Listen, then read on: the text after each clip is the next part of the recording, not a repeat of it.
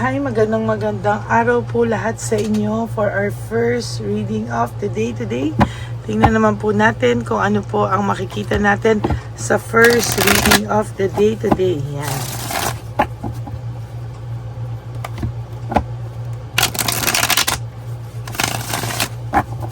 Pag-assign muna po nating maigi. Sana po ay napanood nyo na po yung first, second, third reading of the day bago po kayo tumalon dito po sa ating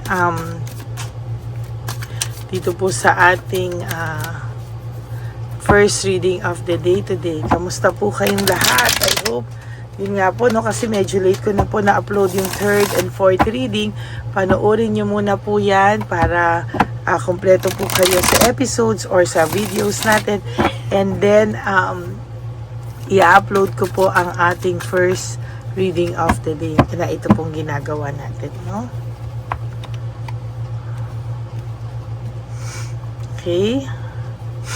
1, 2, 3, 4, 5, 6, 7, 8, 9, 10, 11, 12, 13, 14, 15, 16, 17, 18, 19, 20.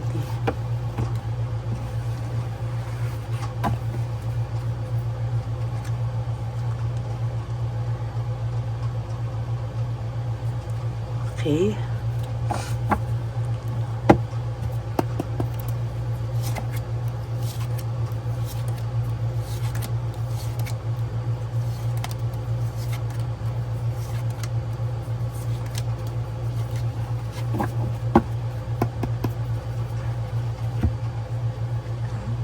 Kasama na po natin ang ating mga kandila.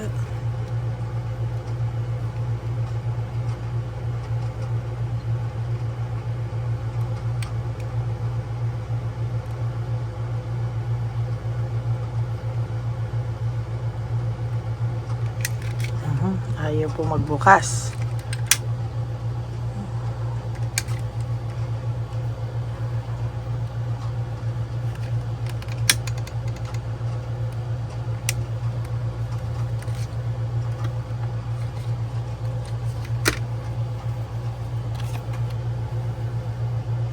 For your first card, this is all about willpower, no?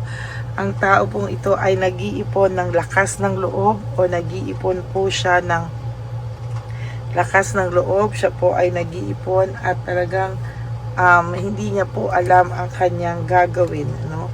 Sa totoo lang po ay hindi niya po alam kung ano po ang kanyang gagawin. Hindi niya po alam kung ano po ang hindi niya po alam kung paano po siya haharap sa iyo. Kaya ito pong taong to ay nag-iipon ng lakas ng loob, no? Sa totoo lang po, hindi niya na po alam kung paano po ang discarding gagawin niya sa iyo. Kaya ito pong taong ito ngayon ay nakakaramdam ng matinding pagkabagabag, no? Siya po ay nakakaramdam ng, sa totoo lang po, siya po ay nakakaramdam ng maayos at maaliwalas na pag-iisip, no? Pag naiisip ka po niya talaga, umaaliwalas po yung mukha niya, umaayos po yung mukha niya, at talagang sa totoo lang po, punong-puno po ito ng karma ngayon. Kaya talaga pong sinasabi ko sa inyo, talagang naglalakas loob lang po siya o naghahanap po siya ng lakas na loob lumapit sa iyo. Ayan, no? Ang gusto niya po sanang mangyari ay kahit papano ay lumamig muna po ang ulo mo sa kanya. Parang pinapalaylo niya muna po yung sitwasyon, ano, kasi marami po, alam niya pong sobra kang nasaktan sa ginawa nito. Kaya ang taong ito po talaga ay kahit papano po ay ayan, no, hindi po siya talaga hindi niya po alam kung ano po ang kanyang gagawin, ano. Talagang sa nakikita ko po ay hindi niya po alam kung saan siya papatungo kung wala ka. Nawalan po ng direksyon ang taong ito, at sa totoo lang po, hindi niya po alam ang gagawin niya. no? Kaya sabi ko naman po sa inyo, ang taong to, mahal ka naman po talaga niya, pero hindi lang po talaga siya makalapit, sadyang dahil nga rin po sa mataas ang pride niya, tapos puno siya ng karma ngayon, ang naisip niya po, hindi po siya enough sa ngayon at wala po siyang mukhang ihaharap sa iyo, lalo na po sa mga nangyayari po sa buhay niya sa ngayon, ano? Lack of resources, no? Alam mo po na hindi na po ito yung tulad noon na talagang parang siya noon yung for some of you na ito ay maayos when it comes to financial, no? Lalo na po nandiyan ka nagdidirect sa buhay niya or nagbibigay ng direksyon, ano? Pero ngayon po aaminin ko sa iyo na hindi na po siya ganon. Magulo na po ang buhay nito when it comes to mental, emotional, lalong-lalo na po, no, sa financial niya po. Sobrang gulo po at hindi niya na po maayos, no. Dati po lagi kang nandyan to help him, no, sa budget, sa lahat. Pero ngayon po talagang gulong-gulo po ito, no. At ayaw niya pong mapakita sa iyo yun na gano'n na po siya kagulo ngayon, ano. Na somehow itong taong to ay hindi niya po alam kung paano niya po sasabihin sa iyo yung mga bagay-bagay o kung paano niya po para ibo-broadcast ba sa iyo or paano niya sa iyo sasabihin na ito na yung buhay ko ngayon, hindi na yung akala mong ako pa noon, no? Totoo po yun, no? Hindi na po yan yung buhay niya na akala mo po ay yaan pa din, ano? Nagre-reflect po ang taong ito, no? Gusto po ng taong ito kahit papano ay maging maayos muna siya sa pagharap sa iyo, no? Para hindi naman daw po mukha siyang basurang haharap sa iyo, no? Nagre-reflect po siya sa mga bagay-bagay na nagawa niya, sa mga kasalanan na nagawa niya sa iyo. Na-reflect niya po yan, ano? At dahil po sa mga karmang nangyari sa kanya, ay natuto po siyang na-realize niya po kung ano po yung mga nangyari at kung paano siya at gaano siya nakasakit sa iyo, no? Sa totoo lang po, talagang yan po ang nakikita ko talaga, no? Loss and separation, ayan, no? Marami pong lesson na natutunan siya sa inyong paghihiwalay. Yung paghihiwalay niyo po ay isang lesson sa kanya, no? At talagang sinasabi ko po sa iyo na gusto niya pong balikan yung buhay na meron siya sa iyo, no? Gusto niya pong balikan yung buhay na tahimik kasama ka. No? Talagang hindi niya lang po alam talaga paano lalapit sa iyo, no?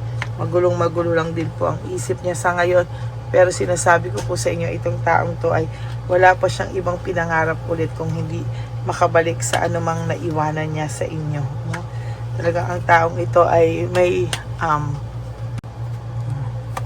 very very greedy po ang taong ito. Talagang hindi mo po alam kung saan niya nakuha yun, dahil hindi naman po siya ganyan dati, no? Napakabait po ng taong ito, no? And meron po ako nakikita dito na when it comes to decisions, no, ay hindi niya po alam kung paano at ano po ang kanyang gagawin. Hindi po siya makapagdesisyon ng tama, no? Hindi siya makapagdesisyon ng tama. At talagang depressed po ang taong ito, no? Whether you like it or not, talagang nade-depress po ang taong ito. Emotionally, naging immature siyang humarap sa mga bagay-bagay sa buhay niya. Hindi po siya nag-isip, no?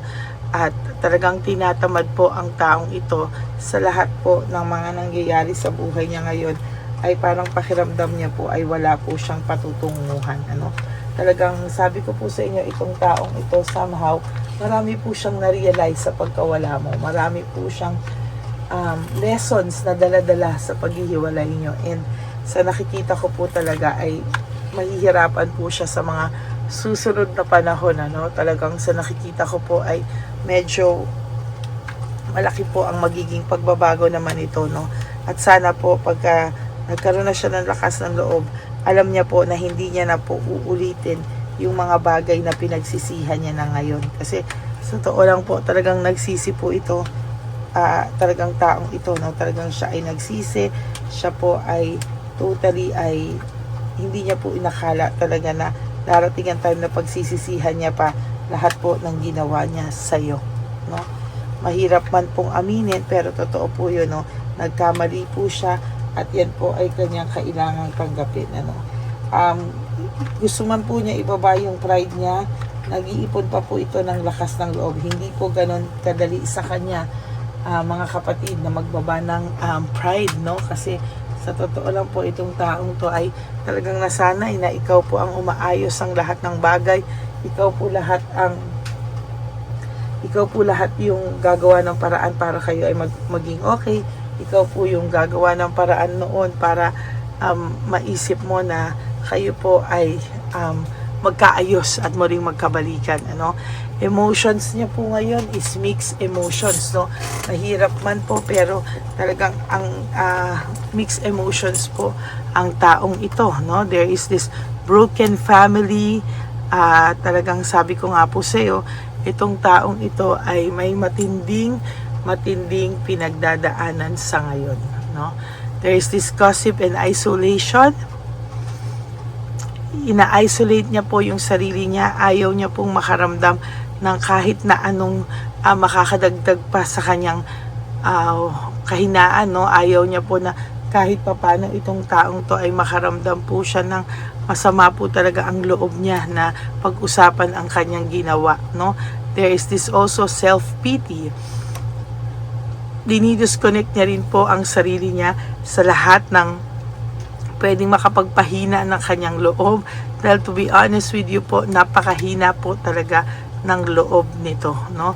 For mental, para na po siyang mabubuwang kakaisip sa'yo, no? Talagang alam niya po na nagkamali siya sa'yo, Alam niya po na siya po ay nagkamali lamang, at ikaw po daw ay nasaktan niya ng sobra.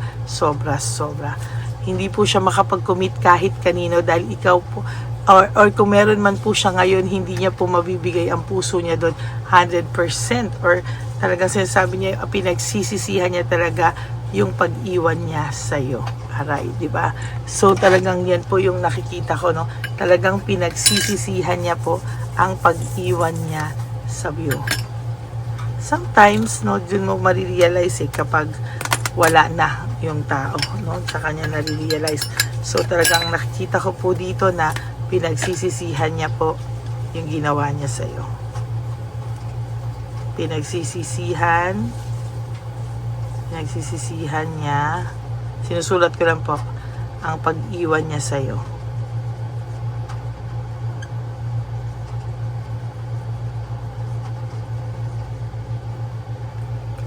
Pinagsisisihan niya po ang pag-iwan niya sa iyo.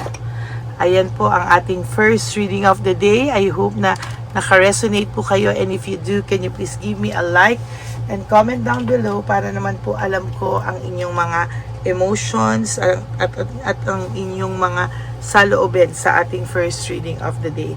For the meantime, I hope na napanood nyo na po ang lahat, at sayang naman po, no, kung may mamimiss po kayo dito. So sana po, I hope na hindi nyo po mamiss at talaga pong mapanood nyo po lahat.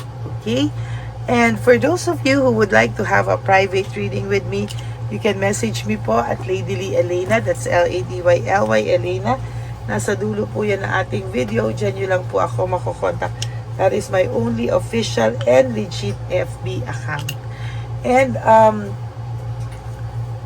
nilabas ko din po dyan ng fake account ng Lady Elena na kung saan yan po ay nang i-scam ng tao. So mag-ingat ka po talaga, at maging aware, no, sa ating fake scammer at fake na Lady Elena, no?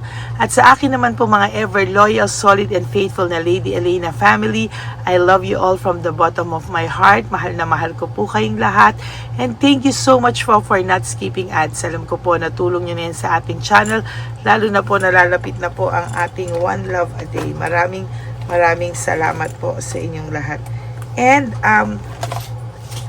sana po ay naging masaya po kayo, no, sa ating reading ngayon, ano?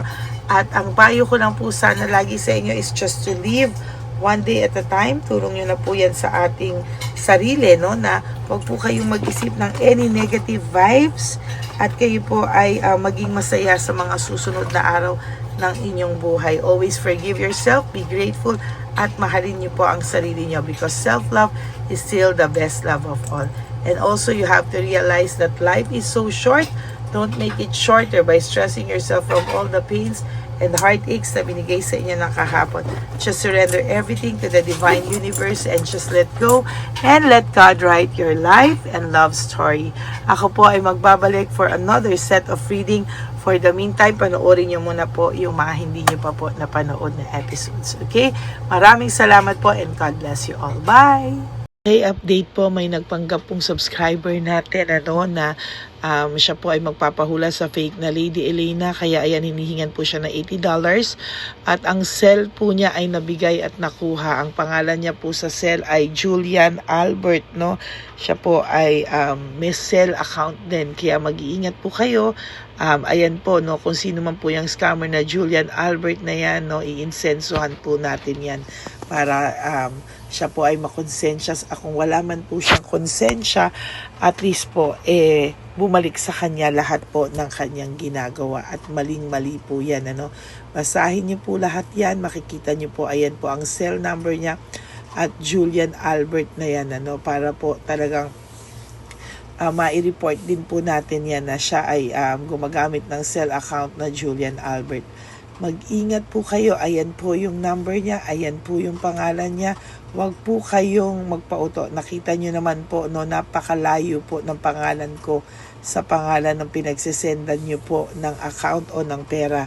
Kaya mag-ingat po kayo at beware sa scammer na to. At talagang ayan po, pinost ko po ang kanyang pangalan dito para maging babala po sa inyong lahat. Maraming salamat po. At mag-ingat po kayo, pakireport po ang page na yan, ang messenger niya na Lady Elena. Maraming salamat po and God bless you all. Ayan, sa susunod po makikita niyo yung account niya na i-report niyo. Salamat po na marami. Magandang gabi po ulit sa inyong lahat. Ako po ay muling nagpapaalala sa inyo na mayroon pong lumalabas sa FB at Messenger account na fake account po, no, nang hihingi po ng $25 through PayPal at hindi po yan totoo. Huwag po kayong maniwala dyan. At pag sinabi mo po na gusto ko pong marinig ang boses nyo or makita kayo, ang sasabihin po ay magbibigay kami ng link. Buksan mo yan at pagkatapos ay makikita mo ako. Huwag po kayong maniniwala dahil yan po ay hindi totoo. Yan po ay isang malaking scam na pag binuksan nyo po ay mahahack po lahat sa inyo. Mahahack po ang inyong mga personal details. Lahat ay mahahack. Ako po ay nalulungkot na ito po ay nangyari, ngunit sa talagang may mga tao pong masasama at may mga tao po talagang hindi makatiis na hindi gumawa ng masama sa ibang tao.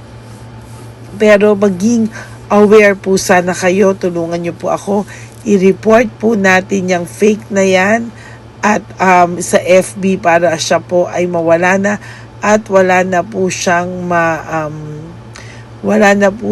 mabiktima pa, no? Nandyan po lahat ng details at maraming salamat po sa inyong lahat. Maraming salamat po sa inyong lahat at mag-iingat po kayo.